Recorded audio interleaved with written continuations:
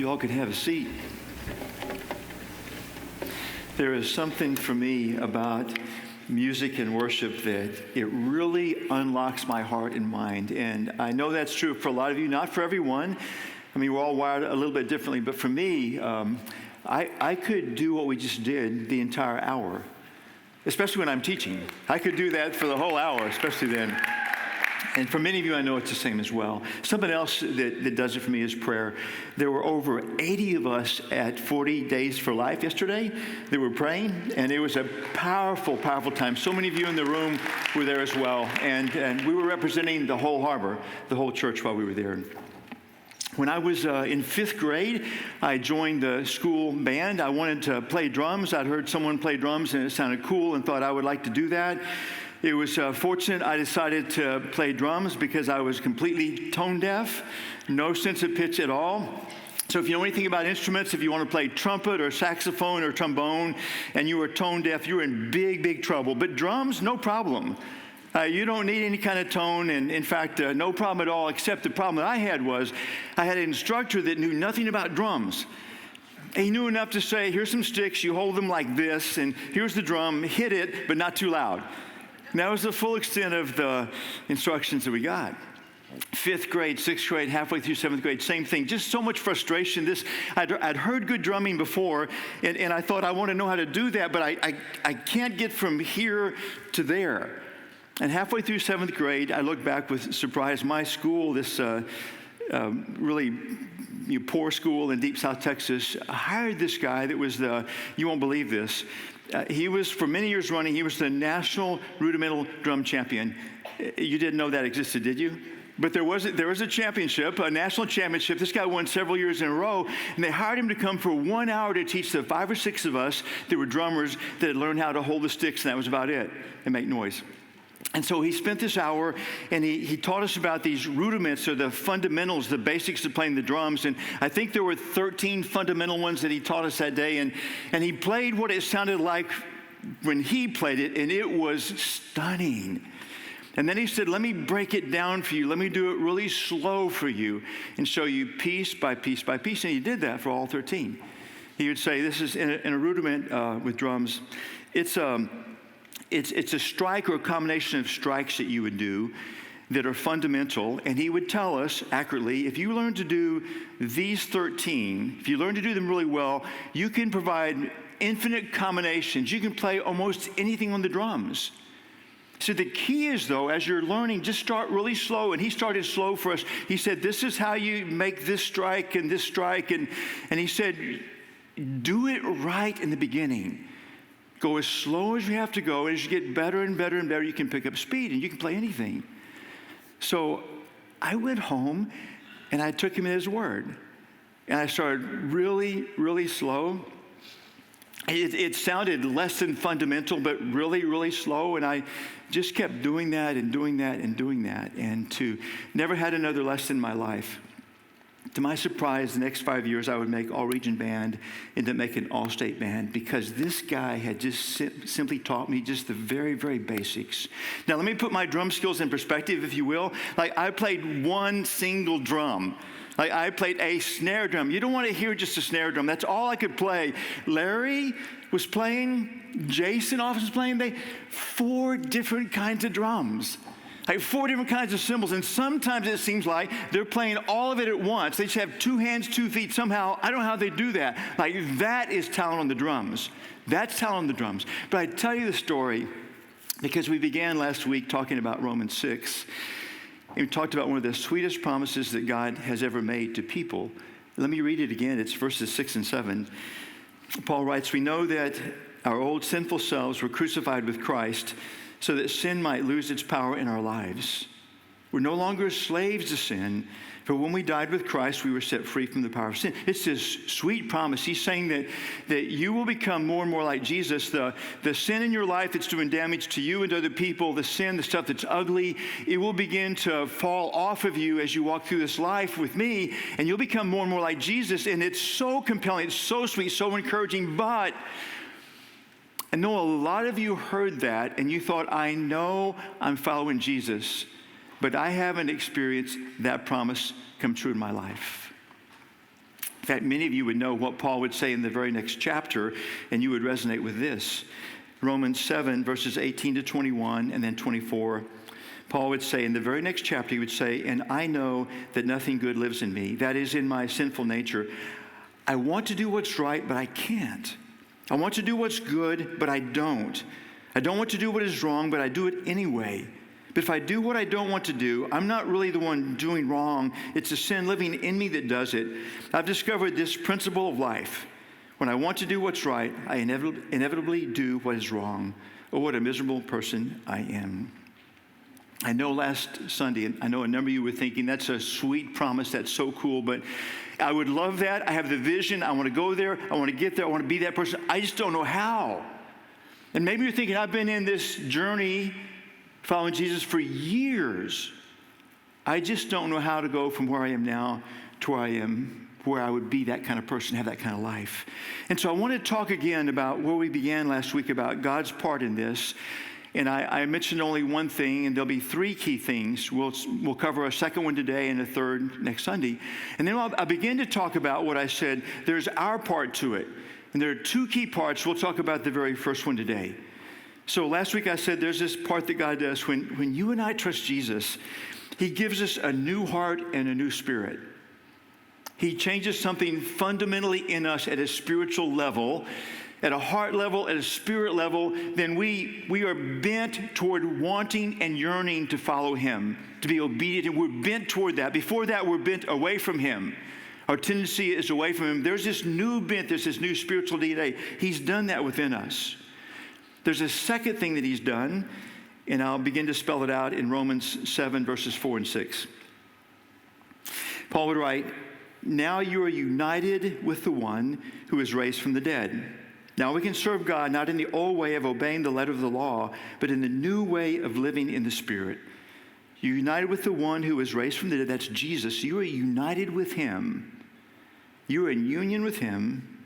And there's this new way of living in the Spirit. So this is the second thing that he's done for us to give us this new life, where we become more and more like Jesus. After giving us a new heart and new spirit, he invites us into this intimate relationship with himself.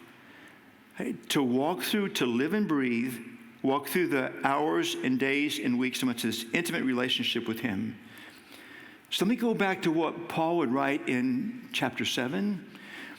Biblical scholars have heard him talk about, man, what I want to do, I don't do. What I don't want to do, I do. And scholars have looked at that and said, well, he must be speaking about those that haven't begun to follow Jesus yet, because that's their experience. And indeed it is, isn't it? If you're not trusted Jesus, then that's the experience of life. I want to do the right thing, but so often I fail. But they would say, but surely it's not after you begin to follow Jesus. But Paul is saying I. He's saying I. And the best scholars I read say there's no clue that he's just using that figuratively. The suggestion is he's saying, I have had this other experience, though.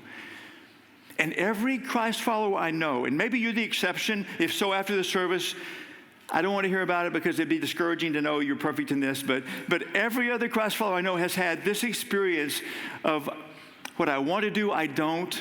What I don't want to do, I do at one time or another. And so let me read it one more time, and let me put this emphasis, because in those few short lines, there are 13 times. Okay, the one that's in union with Christ, the one that's to live in the Spirit, 13 times says the word I want to do what's right, but I can't. I want to do what's good, but I don't. I don't want to do what's wrong, but I do it anyway. But if I do what I don't want to do, I am not really the one doing wrong. It's sin living in me that does it. I have discovered this principle of life, that when I want to do what's right, I inevitably do what's wrong. So what a miserable person I am. There's this picture of someone, and it's not that he's twisted. I mean, this is just kind of a pattern we all can fall into. He has this relationship with Jesus. He yearns to be more like Christ. He learns to cease the sinning in his life. And so now he goes out throughout the day and begins to think, I'm not going to be envious anymore. I will not be envious anymore. I won't be greedy. I won't be impatient. I won't lust. I won't lose my temper. I won't. And he finds that he just can't do it. It's like there's this union, I've been there. You have too, where now he goes off apart from that union. It's not like we can separate from Jesus, but it's like we kind of spin our head around and we're going to do it now. On our own, we're going to do it. I think that's what Paul is writing about when we on our own decide, I want to be like Jesus, and now I will go do that. I will go do it with my own power, my own intent, my own effort. This is a key thing. That becomes really a legal arrangement, doesn't it? Like God doesn't want a legal relationship with you. He wants a love relationship. Doesn't want this legal relationship where I get it. Hey, we're good. We have a relationship. Now I'm going to go do it right now. I'll check back with you. In Romans chapter 8, the next chapter, the first 17 verses refers to the Spirit 15 times. It's all about this Spirit that Paul has already said now that there's this new way of living in the Spirit. And in chapter 8, verses 5 and 6, this is what he writes. Those who are dominated by the sinful nature think about sinful things, but those who are controlled by the Holy Spirit think about things that please the Spirit. So letting your sinful nature control your mind leads to death, but letting the Spirit control your mind leads to life and peace. Letting the Spirit control your mind. It's this living in relationship with the Spirit. So this is the first thing that is our part in this. This is the first of two things. Our part is to walk intimately with God in the details of our lives. It's to walk intimately with him in the details of our life. It's not to have this great prayer time with God and whatever that may look like, and then go off and say, hey, I'll do the rest of the day by myself. I'll check back with you later. Maybe tonight, maybe tomorrow. It's not that. It's to walk intimately with God in the details of our lives. Now, that sounds great and holy, but this is where I think there's great value in saying, if you want to live that way, can I break it down to the rudiments of it? Like to some fundamentals of it? And what I'm going to give you isn't the only rudiment of it. It happens to be the most effective one that I've ever experienced in my entire life. 30 years ago, a pastor said someone had told this to him, given him this new, fresh practice. And he said, it's changed my life so much, I want to pass it on to you. And so this is what I'm going to share with you. He passed on to me. It wasn't original with him or the one before him, the one before that. But this is what he said. And this was 30 years ago. So this is before electronic devices and stuff. He said, go out and buy you a spiral notebook. So I did. This is the one I bought like 30 years ago. Buy you a spiral notebook. Today you might get an electronic device out. But he said, this is what I have found helpful. I found in the morning, I'm going to sit down with my spiral notebook and I'm going to write out some things before God, with God. I'm going to write them out. And I could resonate with his personality because he would describe about not being a writer, and I'm not a writer. If you ever get a handwritten note from me, frame it. Frame it, because there are very, very few out there. You have one of the select few. I am not a writer, but as I heard the idea behind it, this person was describing my mind bounces all over the place. I can't focus, especially when I'm talking to God. And this person said, when I stop and when I write, I can stay focused. It slows me down, and I can really process, I can really pace things out. And just the idea of staying focused with God, I needed that. Slowing down, I needed that. And added gain, I had no idea of. I've got this chronicle now of the work of God now in my life and my family's life going back. So it's been 30 years, so I'm going now. Like this is what, March the 7th? So I go back to March the 7th, 30 years ago. I read the work of God in my life 30 years ago now. So this is what he was saying. He said, this is what I write, and I found the practice to fit me and so many others so well. He said, I begin with reflection. I write down the word yesterday. I underline it. And I simply began to write down what yesterday's experience was. Who I met with, who I talked with, what I did, what I felt yesterday, what went well yesterday, what didn't go well. I just began to chronicle yesterday. And this is basically what he was saying to do. He's saying, live an examined life. And it helped me when I began to think about other places that are, other things that are worth examining. And I've been a sports fan since I was this big. And a bunch of you realize that every NFL team, the day after the game, like they sit down and they watch video of every single play, every single movement, slow motion, backward, forward. You know what they're doing?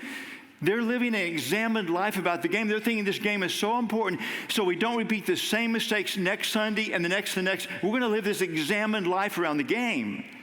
We're going to see what we did wrong and fix it if we can. See what we did right and continue that if we can. And I began to think about that. And actually now it plays over into the harbor. Did you know every single Tuesday, the tech team, the worship team, the pastors all review the services we've done? You know why? We don't want to repeat the same mistakes over and over and over again. The things that work, we want to repeat them again. We do that every single week, every Tuesday. Almost every message that I give, painful as it may be, I go back and I watch it. This last Wednesday, I was at the house. I was watching the message from last week, and Marie happened to pass by me, and I was giving some illustration in watching the video, and she paused and said, "I don't remember you telling that story." And I said, "Well, I'm watching the video of the first service, and you came to the second service. I forgot to tell the story of the second service." So you guys are the first service. You got the whole thing last week. I don't know if I'm going to use this example at the second service because I don't want to know if I want to confess to them that like they missed out. There was this great illustration. It won't fit this week. Like I just lost it. But I'll watch because I want to see if there's a new twitch that I started doing that it's distracting. And so painful as it is, and it takes half an hour. The fact that I have to watch it keeps me from preaching longer because I'm going to have to watch it. So it's just this sense, I don't want to repeat the same mistakes. I want to improve and get better. There are things in life that are worth examining, and I would suggest to you, we dare not live an unexamined life. We dare not live an unexamined life. We need to stop and slow down and examine. That's what this reflection, that's what this yesterday does. It's sitting with God and reflecting on what happened yesterday. The second thing is this, is to pray, and these would be written prayers, and this is the balanced prayer life I would suggest here. There are other ways you can do it. I would suggest using the acronym ACTS, which a number of you are aware of, ACTS, and to take time and work through each of those and writing a prayer to God. The A would stand for adoration. It would be to begin with reflecting before God and writing out the things about Him that are of great value and worth. His attributes, His holiness, His power, His grace, His love, His infinite knowledge, on and on and on. To write down His activity that you know of that He's done, the things that you greatly adore and worship about Him. It may be to take one of the worship songs that's resonating with you and to actually sing that or hum that or write the lyrics out of that and worship Him in that. Maybe to take a psalm or part of a psalm. But it's to spend adequate time with God to get crystal clear in His presence who He is and what He's done and what He will do. Get crystal clear on that. And then move from writing that. So I will write down adoration, and I'll write down this prayer of adoration to Him. And then move to confession. And this is where so much of the change happens. And then it's to write down not just a general, broad, safe confession. You know, I sinned yesterday. I'm really sorry I did. But to write down the specific sins before Him. And be honest. Yeah, yesterday I blew my top. Yesterday I cheated on this. Yesterday I experienced lust.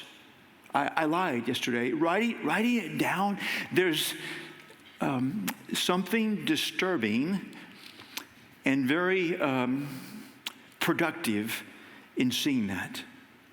There's this chance before God say, I did this. And of course you know it, God, already. And there's this sense because of Jesus, I also know He's already forgiven me, which makes me love Him even more because I'm looking at it thinking how ugly that is. And He saw it. He knows about it. I'm confessing this is what I did. I am so sorry I did this. And knowing that He's already forgiven me and making sure I go through the whole day and cover those. What I find is that maybe the ones that are more tenacious, I find if I write it down a second day, and then the third day, and then the seventh day, and the eighth day, and the ninth day, there's some point of just, I am so sick of it. Like, if I could cut it off, I would cut off an arm and do it. I would do that.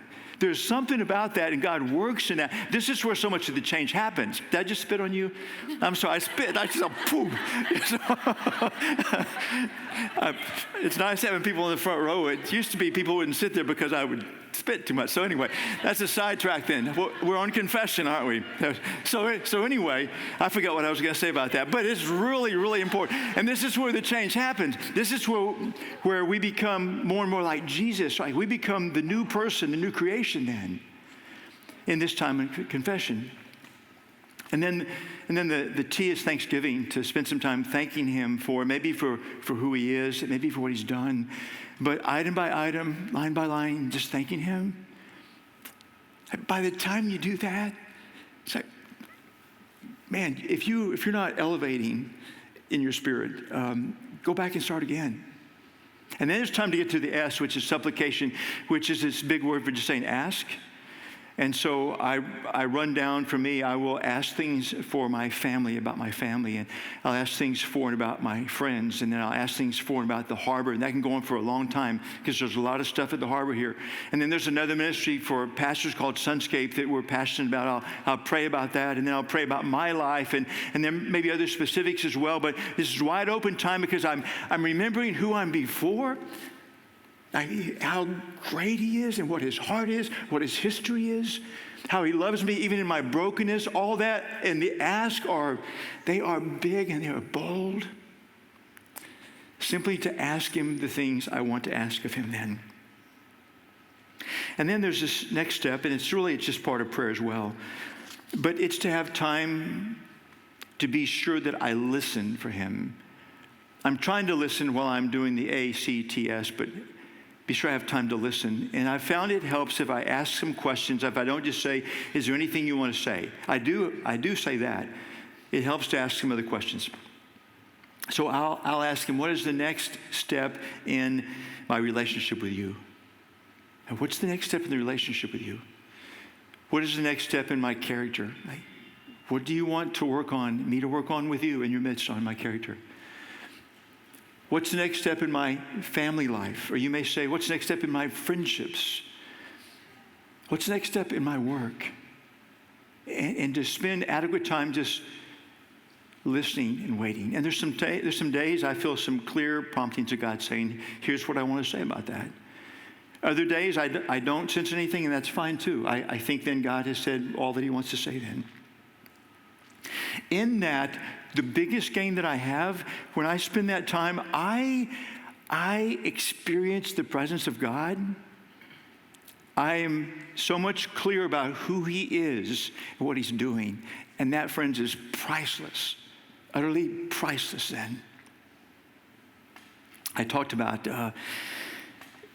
holding some drumsticks and having a drum, just being able to bang and make noise. I talked about the effect of someone coming up and saying, hey, can I give you some rudiments? And there were 5 or 6 of us that were in that hour teaching.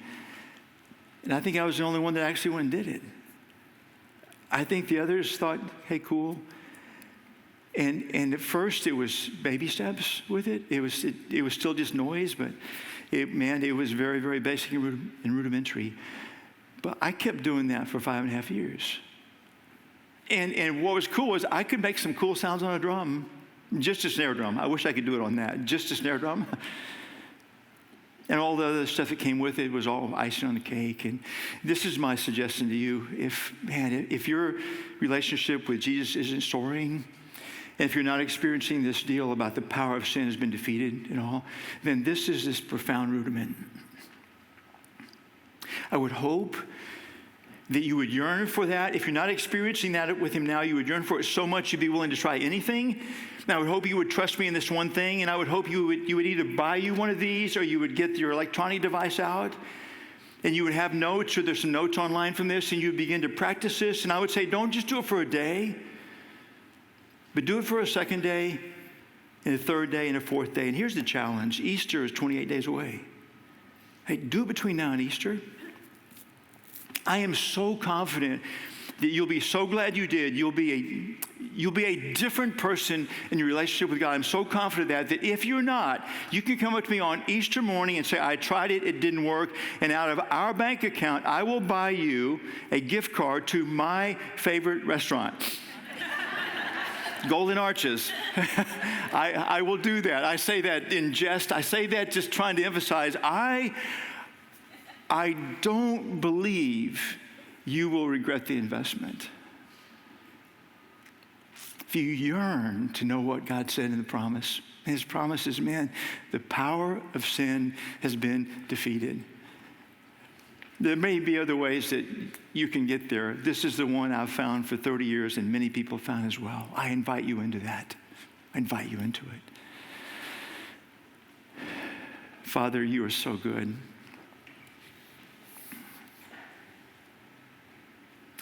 Thank you for giving us small, simple, tangible steps.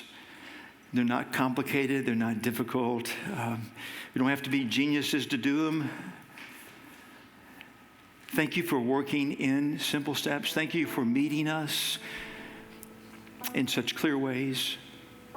Thank you for the way that you have met and continue to meet me, Father, through all these years. Thank you for every hungry heart here. For everyone here who, wherever they're at in the journey, to think, I want more. I want to know him better. I want to love him better. I want to be changed more to be like Jesus. Thank you for every hungry heart. I pray that the hungry hearts here will boldly step into this and just take the chance that you'll work in this and you'll meet them in this. And they'll come to know you and love you with so much more abandon and be transformed by you in ways that are so compelling and so rewarding to them in the process, Father. I say this with great hopes and anticipation. In Jesus' name, amen.